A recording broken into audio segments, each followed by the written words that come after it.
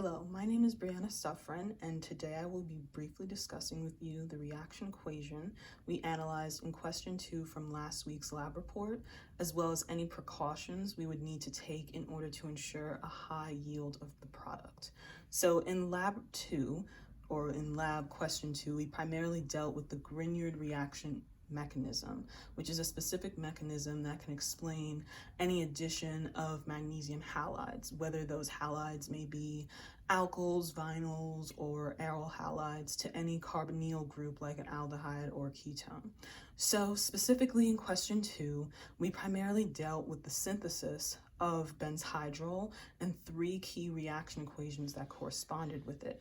These 3 reaction equations are the following: bromobenzene, magnesium, and benzaldehyde. So I've taken the liberty of showing these reaction equations in my notebook, as you can see here. Now, in the first reaction equation here, we are seeing that this bromobenzene is reacting with magnesium in that of an exothermic reaction, thus forming a phenyl magnesium bromide. Now, if we take a closer look or just go beyond that reaction, we would see that the bromobenzene will be joining with magnesium that we achieved through the diethyl ether addition. Okay, the bromobenzene and the magnesium will make that of a bond, thus resulting in the aryl Grignard reagent of phenyl magnesium bromide. Now, this ether could basically stabilize our entire Grignard compound, as well as this newly formed phenyl magnesium bromide can be classified as a carbanion nucleophile. So it will use this bond between the magnesium and the bromide, okay, to attack any partially positive carbon that may be existing in a carbonyl compound. And this is what we see when we get to our second reaction. So now that we have followed the joining of the bromobenzene, the magnesium, we made our phenyl magnesium bromide, okay, we will have the aryl Grignard reagent reacting with the benzaldehyde, which is here, a carbonyl to form the precursor of Benzhydrol. Now, since the carbon in the benzaldehyde that we're attacking in turn would be violating its 4 bond limit with now the 5 bonds the magnesium bromide would be bringing to it, its pi bond between the central carbon and the oxygen must be broken, whether that turns into a lone pair. That lone pair will then be given to make a bond with the magnesium bromide here, okay?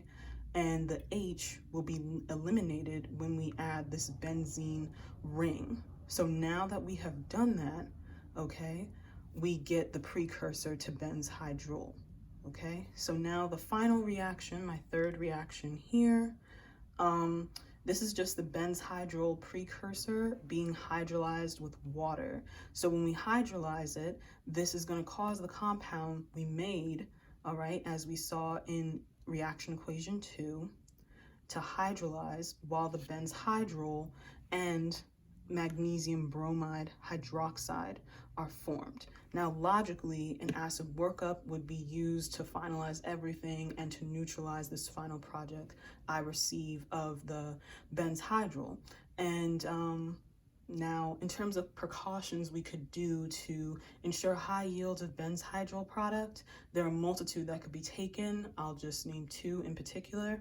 One specifically could be working in an environment with low humidity, since any presence of moisture in or between the final product of benzhydrol could hinder its yield.